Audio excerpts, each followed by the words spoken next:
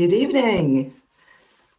Thanks everybody for coming along and popping in to see what tonight's all about. Last week I had a word with the team and thought it might be an idea to come on tonight ahead of next week's protest. Just to say thank you to everybody for still being here, for all the support, even though things have been quite quiet. And also I discovered that people have been donating via PayPal, and there's no way for me to say thank you. So first and foremost, thank you to everybody that's donated via PayPal.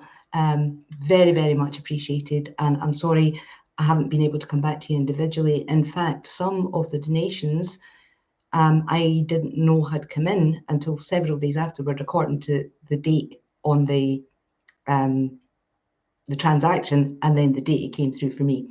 So thank you everybody for everything.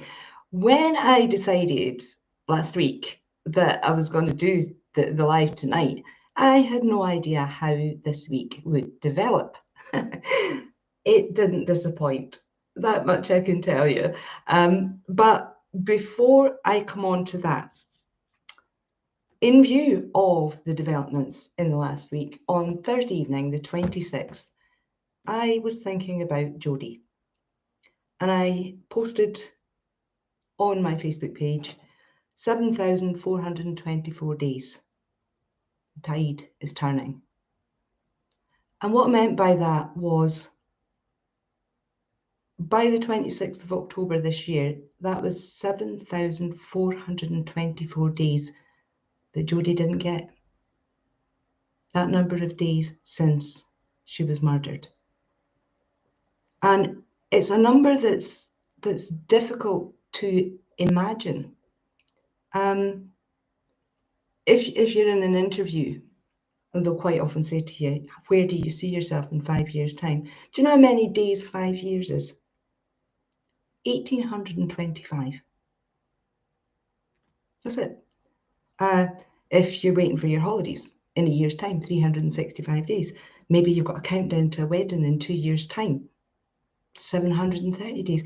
7,424 days is unimaginable. It really is unimaginable. And I noticed some people even had to Google how long was it, because we just can't see that many days in advance. So that's what Thursday was about. I was thinking about Jodie and all the things that she didn't get to do in this life. But I was also thinking, as I often do, that we need to remember that tomorrow is not given. Sorry about that. Tomorrow is not given. None of us knows what's in store for us. None of us knows what tomorrow may or may not bring. So all I would say is think carefully about what you're doing with your today. Just, yeah. Think about what. Oh, do we have an issue with the live? Do we have an issue with the live, people?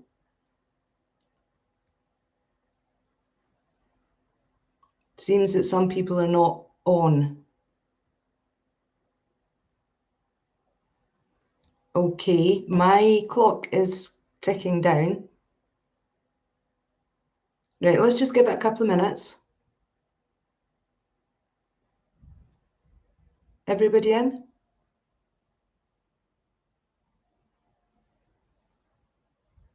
Yeah, we all good? Okay, so I said this week developed. Thanks, guys. I see a lot of people are getting buffering. Don't know what that's all about. Yeah, so I said this week didn't disappoint, and it did not. We have had a very, very very significant development this week. I can't tell you what it is. I'm really sorry. But this, I would say, is probably the biggest development in terms of the case, the biggest development since the 2008 appeal. And as soon as we can, you will be updated. I promise you, we will give you all the details. For now, all I can tell you is hugely significant development that will take the case forward, which is what we needed. Now, while I'm on about that and the fact that we have this huge development, I want to come to fundraising, which is something that this new development is gonna need, unfortunately. And before I go on to that, I want to talk about transcripts, because apparently there's been a lot of discussion about transcripts. I don't want or need to apply for the transcripts. Why would I? I already have them. There's no need for me to try and get a hold of transcripts. I think the conversation initially came up when I was speaking with Bob Ruff, and we had been discussing how easily that sort of information is available to anybody that wants it in the States. And I was explaining to Bob that it's completely different over here. And if anybody else was to try and get a hold of the transcripts and just going through all of the issues that would involve. So that's where that that conversation started. It was nothing to do with me trying to get transcripts. I've got them all. Why would I need them?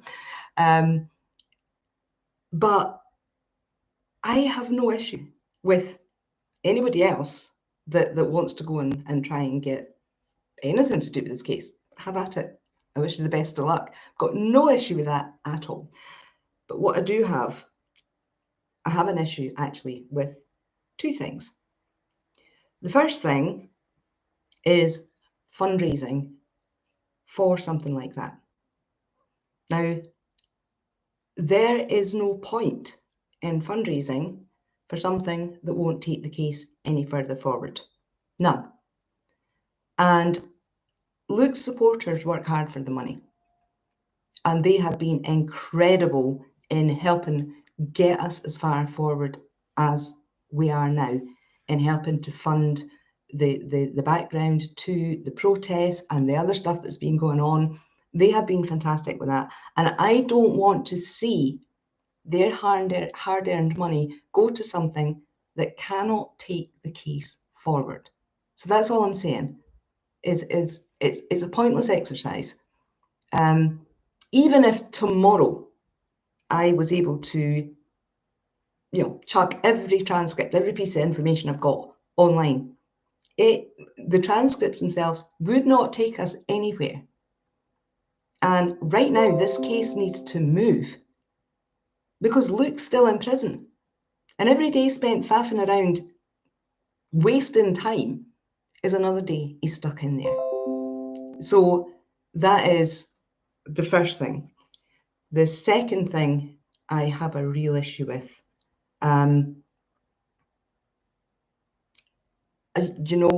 my take on things. If something's on my mind, I'm going to say it. I have a huge issue with individuals who will use vulnerable people, exploit them to do their own dirty work, whilst hiding behind either anonymous or fake profiles, and doing so to try to prove a point rather than to take the case forward. That, to me, is despicable. Utterly, absolutely despicable.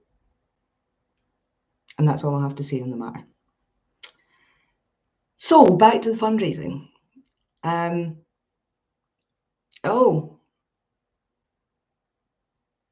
We're still having difficulties, I believe. I'm really sorry. Apparently it's been all over YouTube today, so it's a problem with YouTube. All right, I'm sorry about that. I will keep going because you will be able to see this later. It is being recorded. So fundraising. I have a little idea. Let's see how you feel about it. This December, I'm 60. The big 60 this December. So those of you who are still in your 30s, take note. I was 39 when I started this, and it's gone like that. So yeah, just saying. But I thought, wouldn't it be fun if we had a big birthday bash this December? Not for me, I don't want anything, but as a fundraiser. And we could all get together and we can have, I don't know, we can have a race night, we can have raffles, we can do all sorts of things, but together we can all just get together and have a really good night. For any fundraising going forward, anything, I will have nothing to do with the money. And it's over as far as I'm concerned with that.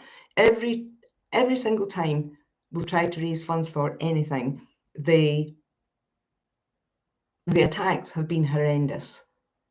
And it's not just what you see online, by the way, that it interferes with all sorts of things. So I will not be involved in any way, shape, or form with the money that is being taken out into. I think we have something set up that will be run by other people, nothing to do with me.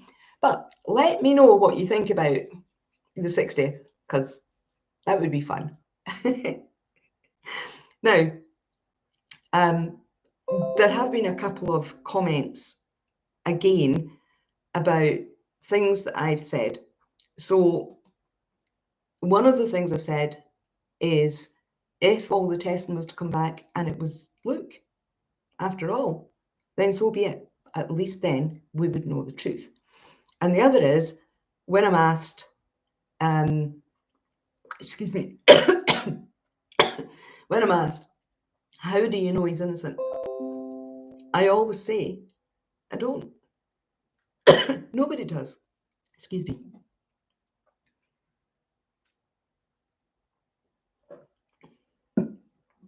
Nobody knows if Luke is innocent or not.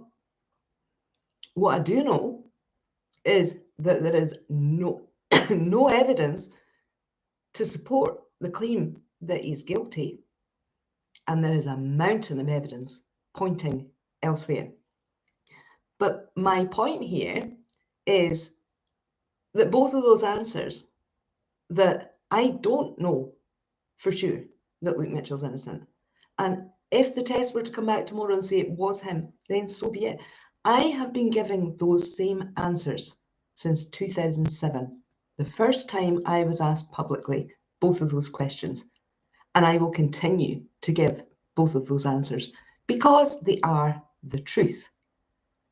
That's it. Nothing more, nothing less. The truth. So to suggest that I'm now trying to backpedal in case the testing comes back and it's Luke. No. I've said since the beginning. You know, what I'm looking here, I'm not here just for justice for Luke. And I've said that for a very long time. I want to see justice for Luke, for Jodie, for everybody. And that requires the truth.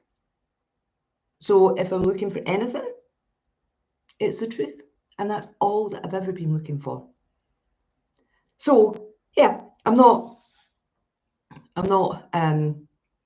backtracking. I'm not changing anything that I've said before. I'm not saying anything different to what I've been saying for the last 20 years. These are just the facts of the matter. Okay, we seem to be having some real issues with this live. Hopefully it'll play back later and you'll all be able to see and hear everything. It is an issue with YouTube apparently. Now, This next bit, big shout out to Richard, one of Luke's amazing supporters, who asked a question that I'd never been asked before. He said, what if the search trio didn't check Yvonne Walker's flat because they already knew she wasn't there? And initially, my thought was, well, hardly. I mean, she had this little baby. Where would she have been? You know, could it be possible? And the more I thought about it, the more I thought about the facts, the more things began to kind of drop into place. Now, you're going to get no speculation from me whatsoever on this one, okay? I'm just going to give you the facts, and you can make of them as you will. So, did they not check that flat because they knew not only was Jodie not there, but neither was Yvonne? Well, the first thing, I went looking through some of the statements, some of the transcripts, some of the bits and pieces, and I discovered that several witnesses within Jodie's family, immediate and extended, used an identical phrase when talking about Jodie and smoking. I ran this past an ex-police officer. I said, what are the chances that up to 5 people would use exactly the same phrase as each other when being questioned independently of each other? And he said, well, either they've all talked among themselves and they're all singing for the same hymn sheet, or that's not their words. And those words were put to them by the people asking them the questions. And those words were written down by the people asking them the questions. So I'll leave that one there. 4 or 5 people with exactly the same phrase in their statements about this particular thing. I don't know. Significance? You choose. But the second point here are the actual facts. The actual facts that we know surrounding Yvonne's flat and what was said about it that night. So here they are. Firstly, there's one statement attributed to Jodie's brother, and he says there was only me, my mum, and Alan in the flat that night. Now, there's only one flat in this whole story. There's only one flat that's ever mentioned, and that's Yvonne's. So what did he mean? There was only me, my mum, and Alan in that flat that night. Number 2, we know that someone was in Alice Walker's house answering her landline when everybody else was supposedly out looking for Jodie. The impression given was that there was nobody left in the house when the search trio left, but we know that there were calls to the house that were answered. They didn't go to an answering service, they were physically answered. So somebody had to be in Alice Walker's house answering those calls. And for information only, Yvonne's flat, by her own admission, was just yards from Alice Walker's house. Fact number 3, Yvonne and John Ferris's statements don't add up. They don't support each other. And we now know that a number of people in this investigation were not where they said they were that night. That's as much as I can say about that. Another fact. Their statements don't match up, and we know John Ferris wasn't where he said he was when he said he was, along with other people now. We know that, but him in particular, because he is the backup for the Yvonne Walker flat story. He's the backup, and we now know he wasn't where he said he was. And that means he wasn't in Yvonne Walker's flat when he said he was. Finally, the search trio decided two things before they left Alice Walker's house. And this is by their own admission. This is from their own statements and from their testimony at trial. They decided two things before they left the house. Firstly, they decided they were not going to check Yvonne's flat. In fact, they were not going to check anywhere. Secondly, they decided they were only going to the path. So, stop and think about that for just a minute. Where was Yvonne Walker? Does any of this information confirm where she was, or does it raise questions that she may not have been where she said she was? So I'm just going to leave that one out there as well. Finally, or nearly finally, I'm going to cut this one short because there's all sorts of nonsense going on. So I'm just going to keep going, and hopefully this will load up later on.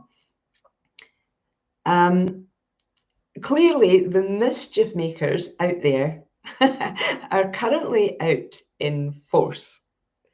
And one of the interesting things that came about during this week, while all the fantastic developments were going on, one of the things that came up this week was a suggestion that Gio, who set up the We Stand with Luke Mitchell group, and I had issues with each other, and that there'd been some sort of falling out. It's utter rubbish. It's absolute nonsense. And I mean, shout out to Gio. You know, he and his team, his We Stand Together with Luke Mitchell team, have been fantastic. They have worked so hard. They've been so committed, and they now work together.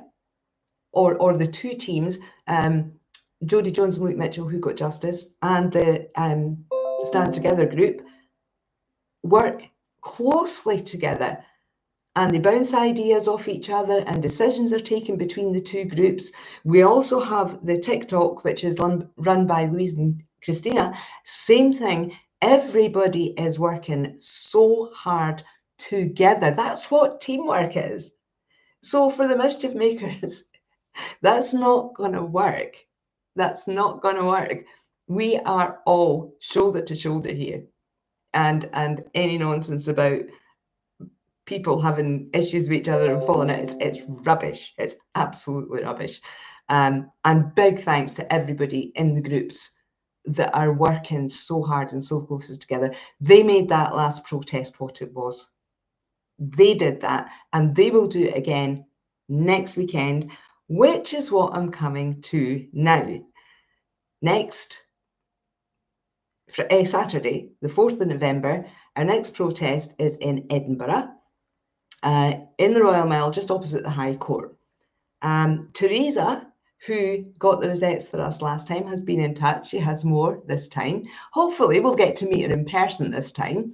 But big thank you to Teresa for the rosettes last time, and obviously for getting them for us again. That's amazing. Thank you so much.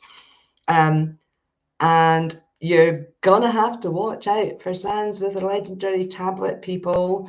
I mean, I'd hate to think it would run out, and you might not get any. So thanks to Sans for always doing that. It's always incredibly popular. And to everybody for your t-shirts, your hoodies, your banners, your flags, your placards.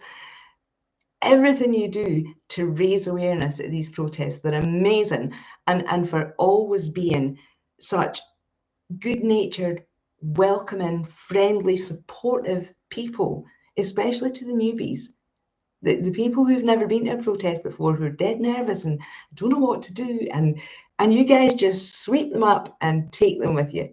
Thank you, you're amazing. So next Saturday, I think, will be fantastic. I'm so looking forward to seeing you all there. And like I said, now that we've got a real positive development, something that's really going to move us forward, what better time? What better time for another protest? Something to celebrate as well.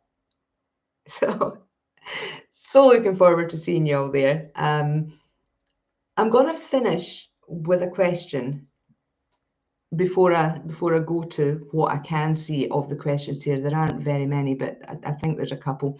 I want to finish with a question for all of you. Think about this before next weekend. If you were asked tomorrow, why do you stand with Luke Mitchell? What would your answer be? What is your why? I stand with Luke Mitchell because... Think about it. What's your why?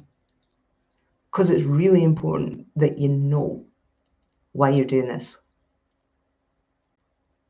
I know why I do it. 2 kids didn't get justice. A murderer is still out there. And we've all been left with that murderer among us for over 20 years now. That's got to be fixed. That's got to be sorted. But yeah, I'd like your answers. Alrighty. Somebody asked about legal age should be increased.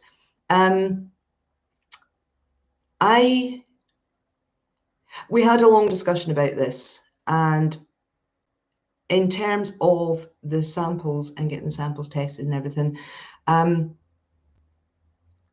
legal aid would restrict us. It would restrict us enormously. It would dictate to us who, first of all, what samples we could have. Secondly, who would test them and what the procedures would be.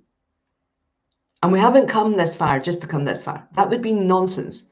We want these independently tested so that nobody anywhere can say, oh, their side had influence or their side had influence. Nope, let's get them out completely independently tested. And then the results are for sure. Nobody can blame the other side. It's out there completely independently. So that's why we would rather pay to have the tests and the samples independently tested, and we will have no say over which lab they go to. So that'll be up to the scientists. They can decide among themselves where they go for the testing. All we'll be doing is providing them money to get them tested. So that's the legal aid thing.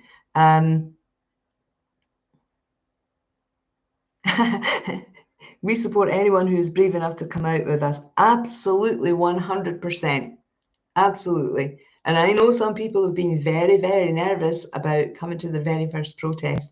I promise you, you will be well looked after. You will have all the support you need because these guys are fantastic. They really are brilliant. Positive vibes, please do this tomorrow so we can hear what's getting said. I've just seen that it's actually being recorded and the playback is fine. So I really do apologise. I have no idea what's going on. I am going to cut it short because there's no point in trying to keep this going if nobody can see it. But I do believe that it is being recorded and you can watch it back. So hopefully that'll sort it out. James English part 6. Maybe. I do have a couple of podcasts coming up We'll be putting details out about them in the next couple of days. Not got the dates and times finalised. I don't mean with James, I mean other podcasts. I don't have the dates and times finalised just yet, but as soon as I do, we'll get them out for everybody as well. I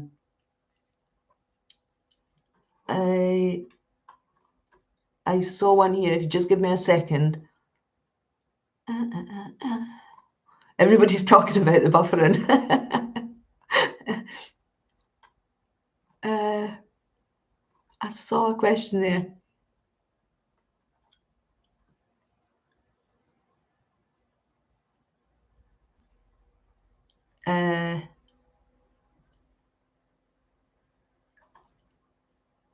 No, can't find it.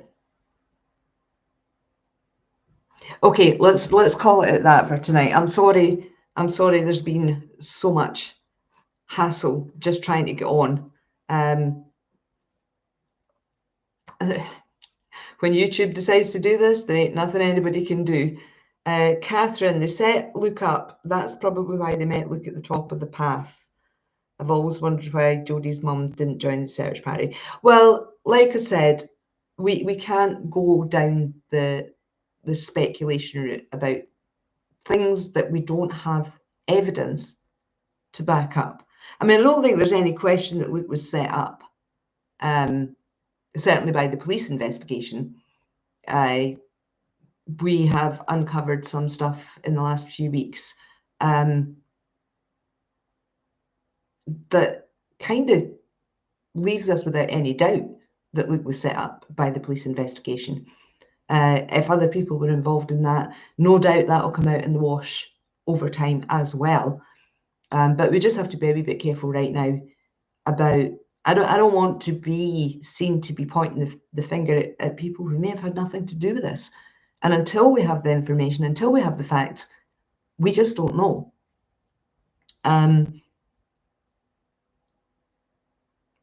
I saw.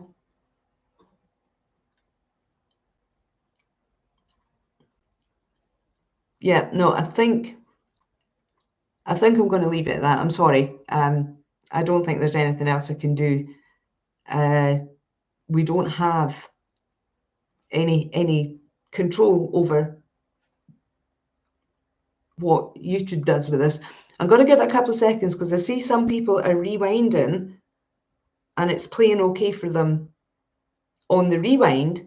So I'll just wait a couple of minutes and see if anybody's got any questions while now that it's playing from the beginning.